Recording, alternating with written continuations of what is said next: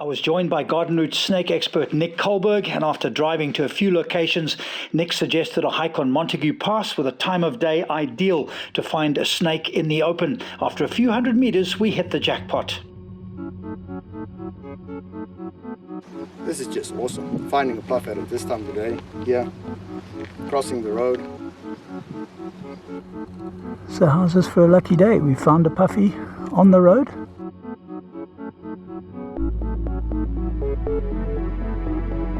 Yeah, and what she's doing now is just sussing it out. She's actually enjoying the sun now, but this is puff adder season now.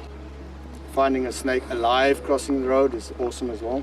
We had a cold day yesterday. This is a nice early sun, nice warm, so they're coming out in the roads, basking in the sun. The problem about adders now is when we're hiking and we're just walking, what they do is they just freeze. They actually believe that if they don't move, their camouflage is good enough, and that's the problem. Hikers don't necessarily look where they're walking, so they can walk and the puff adder freezes, person steps on it and the snake attacks in self-defense. So it's not an aggressive snake. She just wanted to get away from us. There was no aggression. When we came too close, she hissed, telling us to please leave me alone.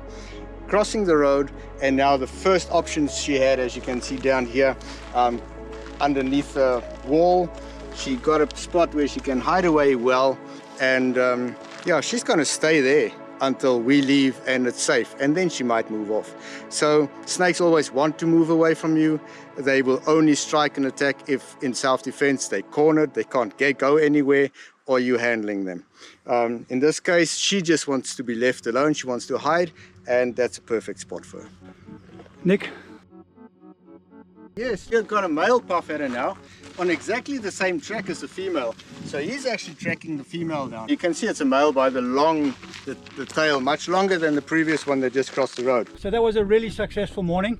We literally went a couple of hundred meters on the Montague Pass, and sure enough, as Nick predicted, all the conditions are absolutely ideal for snakes today, and we found not only one puffy but two puffies, a male and a female. Nick, a good day. Yeah, it was a good day. I mean, going out in nature, you don't know what's coming around the corner and you don't know what your chances are. But if you've worked with snakes since, well, my side, I've been 3 years old since I've been interested in snakes, you kind of know when they're going to be active, and we chose the right spot at the right time and we were lucky. So there we go, folks. Be aware if you're going into the trails, into the mountains, there are a lot of snakes out there.